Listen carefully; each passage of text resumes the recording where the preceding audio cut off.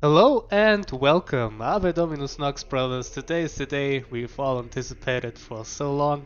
The Night Lords, the Forgotten Legion, are finally getting some new cards in the third wave of the Galaxy in Flames expansion. And I got 3 of those cards for you in my review video today.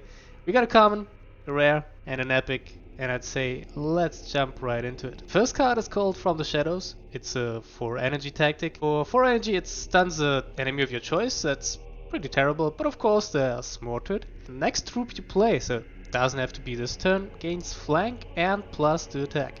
So when I first saw this card it reminded me a lot of Umbra Secundus from the Raven Guard. And yeah, that doesn't see any play at all. But I think in the Night Lords this will be a bit more effective because of terror attached to every troop. And the attack bonus is of course also a big thing, once again because of the terror mechanic. Also it costs 1 less. So yeah, with this card being added, Dragon Claw will be not the only reliable flank activator now. Well, I think Deep Strike is still not very good. So what you can do with this card, you can either set up for next turn, but keep in mind that competent opponents will usually not play into it and not give you a good trade. On 10 energy you can, for example, I don't know, play it together with a Reaper or a Handmaster, which would be a really good value, especially with the Reaper. So you can stun something, give something kind of attack with the Reaper, and then flank kill something. If it has less than 7 attack, the Reaper also won't get damaged because of the Terror. So a lot of potential and utility. Yeah, it's a nice alternative if you're Wrecking Cloud and stick on the board. And I think it would be a great addition in many Night Lord decks, at least as a one-off. It's a bit costly, that's the problem, but besides that, pretty cool card. Alright, off to the next one. This is my favorite from this batch.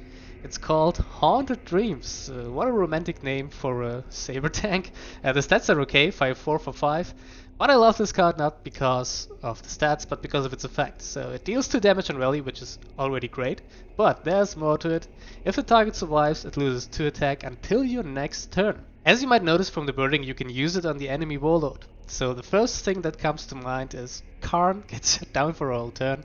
I love it because I hate Karn. So he can face bash you, he has 0 attack. And it's actually better than counter attack because reducing something to 0 attack makes you able to attack them without getting retaliation damage. So of course you can use it to just get a couple of free face bashes on the enemy warlord. Especially practical if you got some troops or Mercy and Forgiveness equipped. Besides that, it has great utility if you pair it with some cheap flankers like the Conjurer, maybe to finish something off. Or just in general to make use of the terror on the Night Lord troops and trade more efficiently. So great card overall in my opinion, very good value. I would almost call this the staple alongside the new reworked support talent here in the 5 energy spot. And the last card I got for you is in the starters. It's Captain Anonymic, a 6-7 for 7, so pretty swole, really good stat line for the cost. And he also has terror attached to it, which makes the stat line in this case even better. So he's also pretty good as a standalone troop. Currently the Night Lords don't have anything good in the 7 energy spot besides the Curses Chosen, but if they are really that good is debatable, you know. Captain Anonymic is a great target for the first card I showed you, the From the Shadows tactic. So this would make him a 8-7 terror flanker. You can't play it in the same turn if you got a drilling sight, so on energy for example. But as mentioned, you can just prepare it, so on 6 energy play From the Shadows, and on 7 energy you can fill up with Captain Anonymic. But he also has a pretty neat effect attached, so every troop you put in play gets 2 attack. The effect is permanent, it's not only for 1 turn. Of course, this effect only comes into play if he sticks, which is pretty unlikely in the current game state. If he sticks, you can follow up with some stealthy boys like the Night Raptors or even Shack. And also goes really well with fast troops like the Raven or even Goldstones, which you can play on the same turn if you're at 10 energy. And yes, they are still better than the Turtle Squad or whatever they're called. And of course, he pairs well with all the Terror's flankers. Again, Conjurer, you can play it on the same turn, and he will become basically a 5-2 Terror flanker, which is pretty good. So overall, a very solid card. I think one copy might find its way into the Night Lord decks we might see in the future. And that was it for my reveals. I hope you enjoyed. I hope you're looking forward as much as I do to the third wave of this expansion.